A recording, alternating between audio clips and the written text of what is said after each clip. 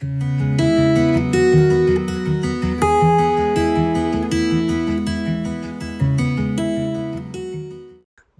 guys, welcome to this new video. இந்த வீடியோவில் நம்ம CSSனா என்ன, வெப்சைட் டெவலப்மெண்ட்டில் CSSோட ரோல் என்ன, இந்த CSSல என்னெல்லாம் கான்செப்ட்ஸ் இருக்குது, இது எல்லாம் பற்றி ஒரு ஃபுல் கோர்ஸாக பார்க்க போகிறோம். இந்த கோர்ஸ் என்ன பார்த்திங்கன்னா தனித்தனி செக்ஷன்ஸாக வந்து ஸ்ப்ளிட் பண்ணியிருக்கேன். ஒவ்வொரு செக்ஷனும் ஒவ்வொரு வீடியோவாக வந்து போட போகிறேன். அந்த ஒவ்வொரு வீடியோ என்னென்னு பார்த்திங்கன்னா ஒரு பிளேலிஸ்ட்டாக வந்து நம்ம சேனலில் வந்து ஆட் பண்ண போகிறேன். அப்போ என்னென்னு பார்த்திங்கன்னா இந்த வீடியோஸ் வந்து பிறகு ரெஃபர் பண்ணோம்னா அந்த பிளேலிஸ்ட்டில் வந்து நம்மளால் ரெஃபர் பண்ண முடியும். ஸோ இப்போ நம்ம இந்த சிஎஸ்எஸ் கோர்ஸில் ஃபஸ்ட்டு செக்ஷன், அதாவது சிஎஸ்எஸ்னால் என்ன, இதை பற்றி நம்ம ஒரு சின்ன இன்ட்ரொடக்ஷன் தான் இந்த வீடியோவில் நம்ம வந்து பார்க்க போகிறோம். ஸோ இப்போ நம்ம இந்த செக்ஷனில் இருக்க கண்டென்ட்ஸ் என்னெல்லாம்னு பார்க்கலாம். ஃபஸ்ட்டு நம்ம சிஎஸ்எஸ்னால் என்னென்னு பார்ப்போம். நெக்ஸ்ட்டு நாம் வெப்சைட் டெவலப்மெண்ட்டில் அந்த சிஎஸ்எஸ்க்கு என்ன தேவை இருக்குது அதை நம்ம வந்து டீப்பாக பார்ப்போம். ஸோ ஃபஸ்ட்டு நம்ம சிஎஸ்எஸ்னால் என்னன்னு பார்க்கலாம்.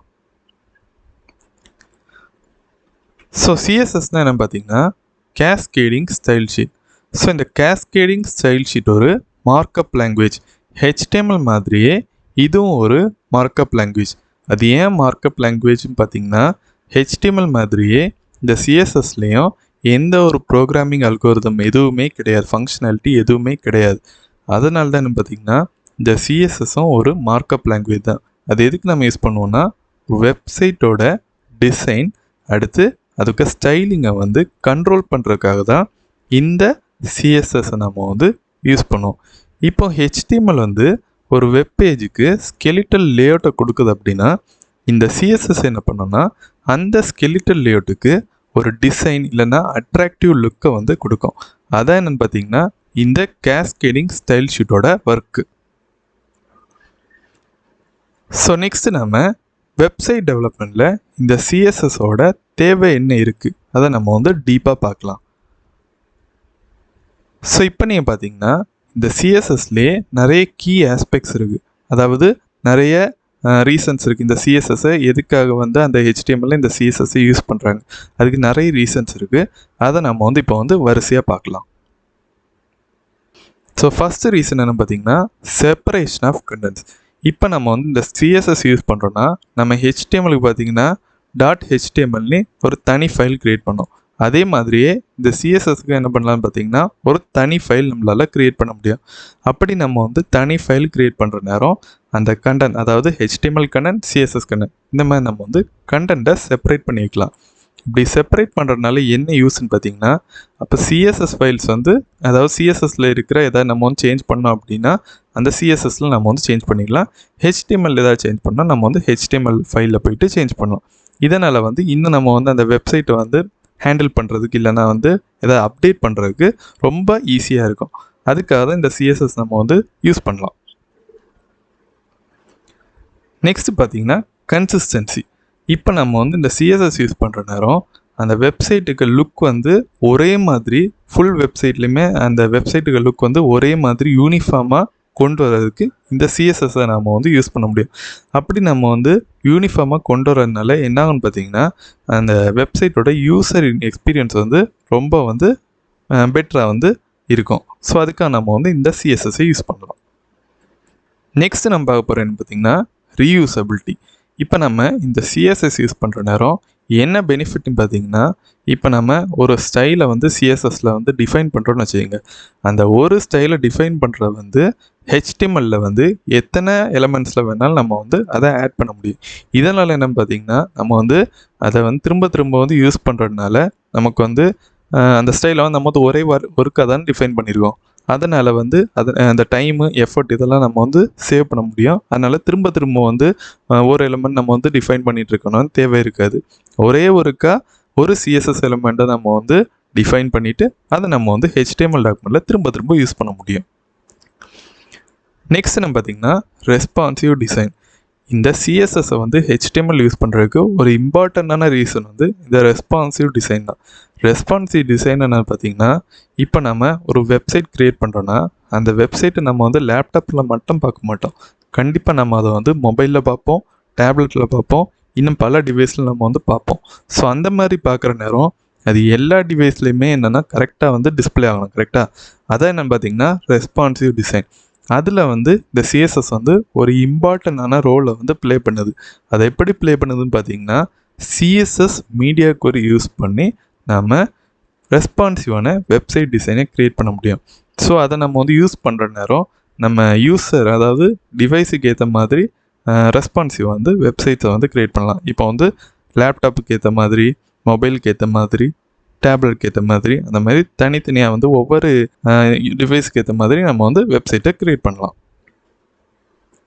நெக்ஸ்ட்டு நம்ம பார்க்க போகிறோம் என்னென்னு பார்த்தீங்கன்னா ஆக்சசிபிலிட்டி. இந்த சிஎஸ்எஸ் வந்து வெப் கண்டென்ட்ஸோட ஆக்சசிபிலிட்டி இம்ப்ரூவ் பண்ணுறதுக்கும் யூஸ் பண்ணலாம். அது எப்படி இம்ப்ரூவ் பண்ணணும்னு பார்த்தீங்கன்னா இப்போ நம்ம சிஎஸ்எஸில் வந்து டிஃப்ரெண்டான ஃபாண்ட்ஸ் யூஸ் பண்ணுறோம், அடுத்தது டிஃப்ரெண்டான ஸ்டைல்ஸு, அடுத்து சைஸ், கலர், இந்த மாதிரி நிறைய நம்ம யூஸ் பண்ணுற நேரம் அது வந்து டிசபிலிட்டிஸ் இருக்க யூசர்ஸ் வந்து இன்னும் வந்து ரொம்ப அதை ஈஸியாக ரீட் பண்ணுறதுக்கு ஹெல்ப்ஃபுல்லாக இருக்கும்.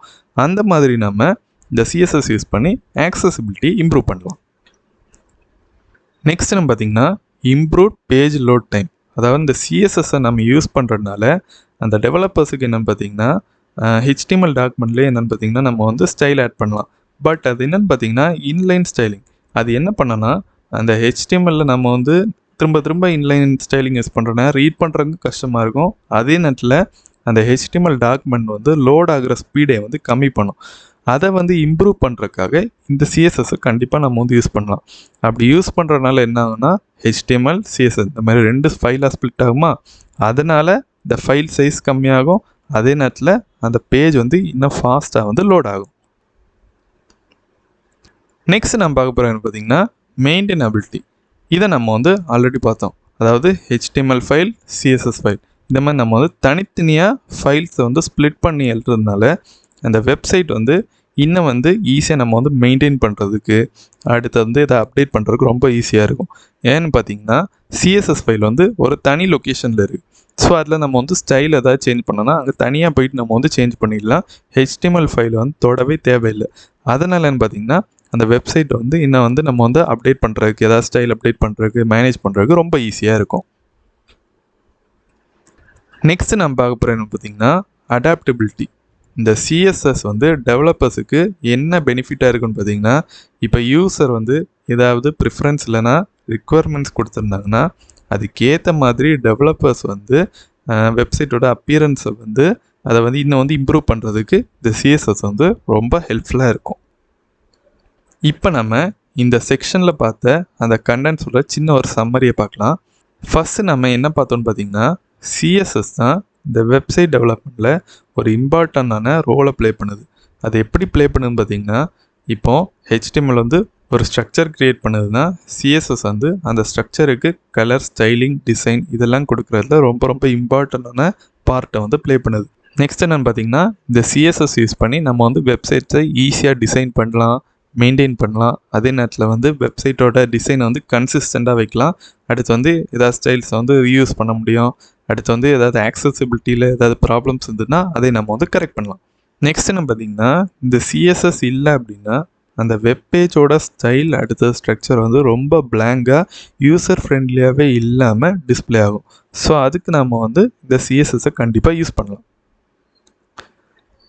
ஸோ ஓகே கைஸ், இப்போ நம்ம இந்த சிஎஸ்எஸ் கோர்ஸில் ஃபஸ்ட்டு செக்ஷனில் சிஎஸ்எஸ்னால் என்ன இதை பற்றி ஒரு ப்ரீஃப் இன்ட்ரடக்ஷன் பார்த்தோம்.